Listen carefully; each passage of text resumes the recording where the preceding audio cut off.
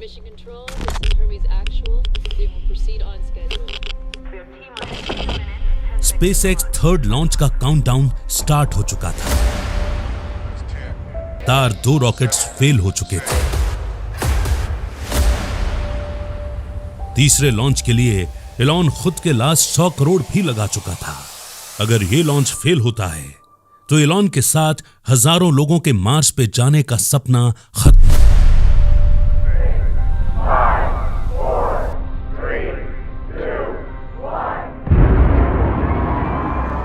Rocket धीरे धीरे ऊपर उठा। सारा रूम खुशी के मारे चिल्ला रहा था। पूरे 2.5 मिनट के बाद अपर स्टेज बूस्टर से अलग हो गया, जैसे कि होना चाहिए था। एक इंजीनियर ये देख के चिल्लाया, तीसरी बार हमेशा जादू होता है। लेकिन इस डायलॉग के 2 सेकंड बाद ही स्क्रीन ब्लैक हो गई।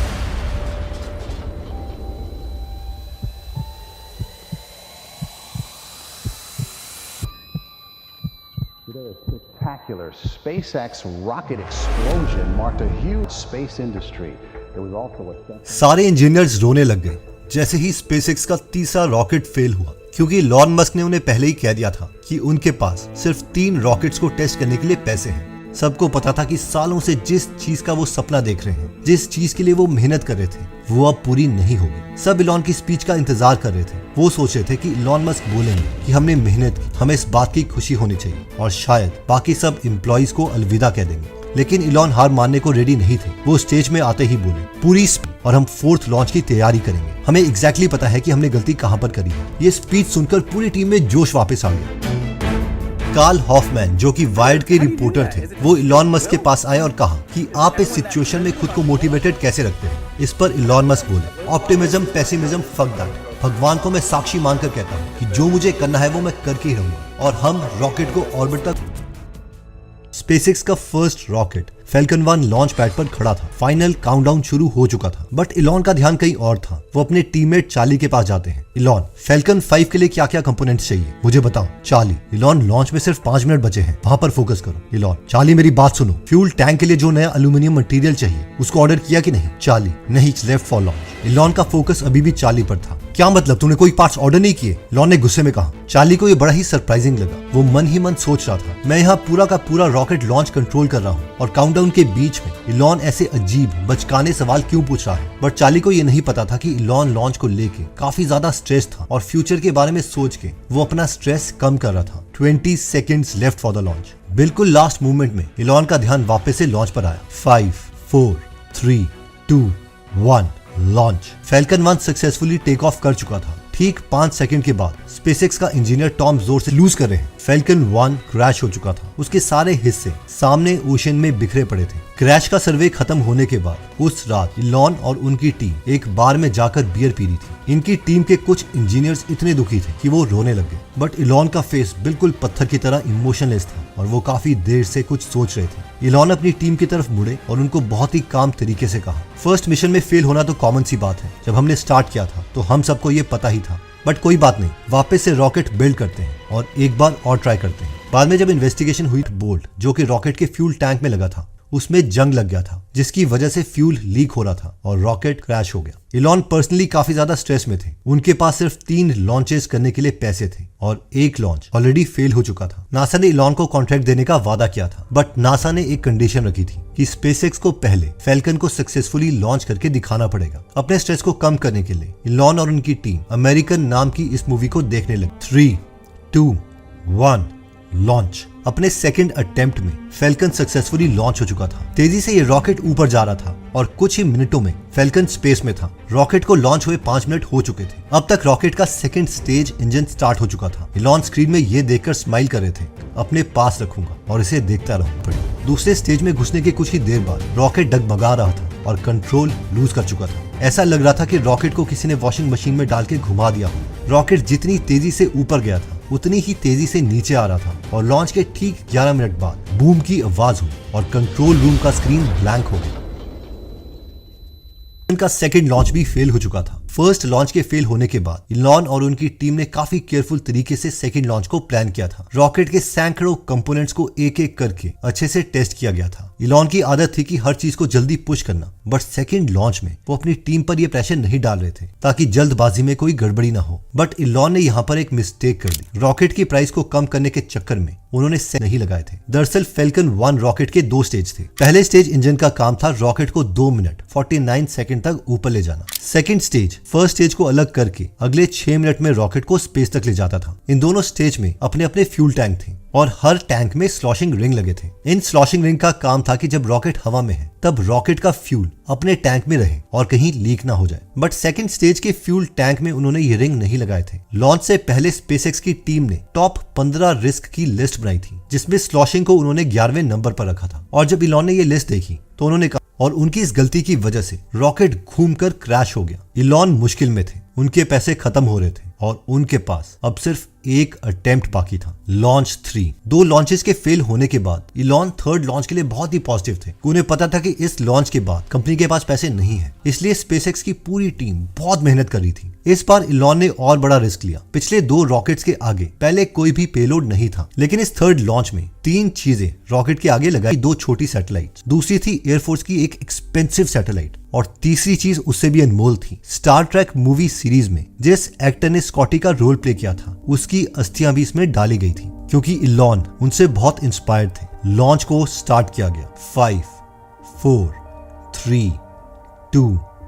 सारा रूम खुशी के मारे चिल्ला रहा था। पूरे 2.5 मिनट के बाद अपर स्टेज बूस्टर से अलग हो गया, जैसे कि होना चाहिए था। एक इंजीनियर ये देख के चिल्लाया, तीसरी बार हमेशा जादू होता है। लेकिन इस डायलॉग के 2 सेकंड बाद ही स्क्रीन ब्लैक हो गई। इलॉन और उसकी टीम को पता चल गया था कि ये मिशन भी फेल हो गया है और स्पेसएक्स का रॉकेट अब स्कॉटी की अस्थियां और सैटेलाइट के साथ नीचे धरती की तरफ गिर रहा है। पूरी टीम इमोशनल हो गई। कई इंजीनियर्स रोने लग गए। सबको पता था कि सालों से जिस चीज का वो सपना देख रहे हैं, जिस चीज के लिए वो मेहनत कर रहे थे, वो अब पूरी नहीं होगी। सब इलॉन की स्पीच का इंतजार कर रहे थे। वो सोच रहे थे कि इलॉन मस्क बोलेंगे कि हमने मेहनत की, हमें इस बात की खुशी, एम्प्लॉइज को अलविदा कह देंगे। लेकिन इलॉन हार मानने को रेडी नहीं थे। वो स्टेज में आते ही बोले, पूरी स्पेसएक्स की टीम एक भी दिन का रेस्ट नहीं लेगी और हम 4th लॉन्च की तैयारी करेंगे। हमें एग्जैक्टली पता है कि हमने गलती कहां पर करी है। ये स्पीच सुनकर पूरी टीम में जोश वापस आ गया। वो सब रेडी हो गए थे 4th लॉन्च के लिए। इलॉन को चौथे लॉन्च के लिए अब पैसे चाहिए थे और इलॉन ने अपने पुराने पेपल कलीग से मदद मांगी। कुछ साल पहले जब इलॉन पेपल में काम करते थे, तब इन्हीं लोगों ने मिलकर इलॉन मस्क को सीईओ की पोजीशन से हटवाया था। अब पेपल की टीम में से कुछ लोगों ने फाउंडर फंड खोला था, जिसका काम था नए फाउंडर्स के स्टार्टअप को पैसे देना। कॉल किया, जिस पर पीटर लिंच ने इलॉन से कहा, इससे पहले कि मैं तुम्हें पैसे दूं, मुझे स्पेसएक्स के चीफ इंजीनियर से बात करनी है। इस पर इलॉन बोला, तुम स्पेसएक्स के चीफ इंजीनियर से ही बात करें।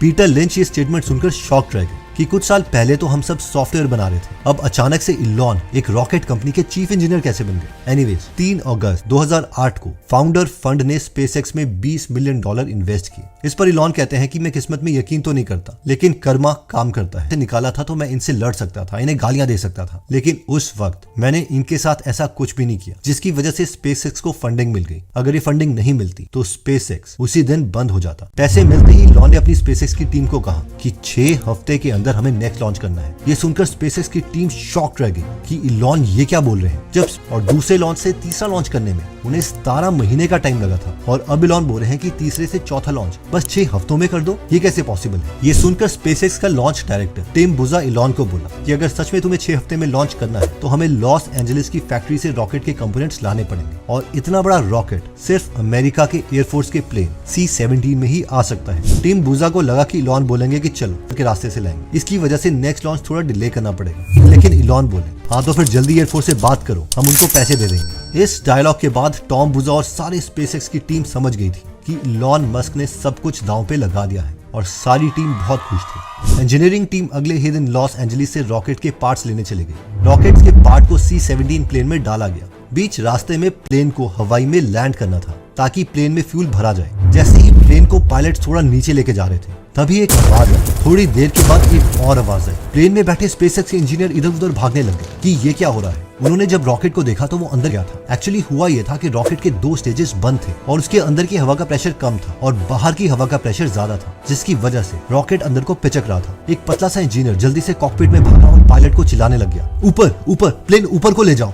हमारा रॉकेट पिचक रहा है। पायलट ने कहा ठीक है, मैं ऊपर की तरफ रॉकेट ले जा रहा हूँ, लेकिन हमारे पास सिर्फ 10 मिनट का ही फ्यूल बचा है, इसलिए जो भी करना है जल्दी करो। जल्दी से स्पेस और रॉकेट के फर्स्ट और सेकंड स्टेज को अलग कर दिया ताकि रॉकेट के अंदर का प्रेशर बाहर के प्रेशर के बराबर हो जाए। जब प्लेन लैंड किया गया तो इंजीनियर्स ने इलॉन को फोन करके सारी बात बताई। सबको लग रहा था कि इलॉन बोलेंगे ठीक है वहीं पर रुको और रॉकेट को पहले रिपेयर करो या लॉन्च डिले करो, लेकिन इलॉन ने रॉकेट को टेस्ट साइट ख्वाज में ले जाने के लिए कहा और कहा कि इस रॉकेट को वहीं पर रिपेयर करो। सब इंजीनियर इस वक्त फोकस्ड हो गए थे और we will make this thing work, और उन्होंने दिन रात उस पर काम करना स्टार्ट कर दिया और इस रॉकेट को फिक्स किया। 28 सितंबर 2008 को रॉकेट लॉन्च होना था। इलॉन के भाई किम्बल मस्क सुबह इलॉन के कमरे में आए और कहा चल डिज्नीलैंड चलते हैं। इस पर इलॉन ने कहा नहीं, आज लॉन्च है। इस पर किम्बल बोले हाँ लॉन्च शाम को है, हम बच्चों के साथ जाएंगे, इससे थोड़ी टेंशन कम हो जाएगी। इस पर इलॉन मान गए। इलॉन कहते हैं कि उनके पास उस दिन VIP एक्सेस नहीं था, उनकी बहुत टेंशन कम हो गई। इलॉन फाइनली टेस्ट साइट पे पहुंचे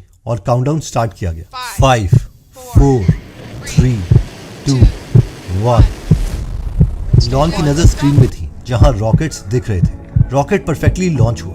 2 मिनट के बाद सेकंड स्टेज अलग हो गया। फाइनली लॉन्च के 9 मिनट के बाद रॉकेट के आगे पेलोड ऑर्बिट में लॉन्च कर दिया गया। इलॉन मस्क बहुत खुश हुए और चिल्लाए फ्रीगिंग ऑसम। इलॉन का भाई किम्बल मस्क रोने लग गया। फैल्कन 1 जो कि रॉकेट का नाम था, उसने हिस्ट्री बना दी थी। एक प्राइवेट कंपनी जिसमें सिर्फ 500 लोग थे, उसने वो कर दिखाया था जो बोइंग जैसी कंपनीज भी नहीं कर पाई थी, जिसके 50,000 एम्प्लॉइज थे। इलॉन स्टेज पर आया और बोले ये सिर्फ पहली अचीवमेंट है, लेकिन हम रुकेंगे नहीं। हम अगले साल फैल्कन 9 लॉन्च करेंगे और फिर ड्रैगन स्पेसक्राफ्ट कुछ करेंगे और इवन मार्स भी जाएंगे। हर कोई खुशी से चिल्ला रहा था। कुछ दिन के बाद नासा ने इलॉन की कंपनी स्पेसएक्स को $1.6 बिलियन यानी करीबन 15,000 रुपए का कॉन्ट्रैक्ट दिया, जिसकी वजह से स्पेसएक्स मरते मरते बचा। कॉन्ट्रैक्ट मिलते ही इलॉन चिल्लाया आई लव नासा। इवन अपने कंप्यूटर का पासवर्ड भी चेंज कर दिया और पासवर्ड था My password was I love NASA.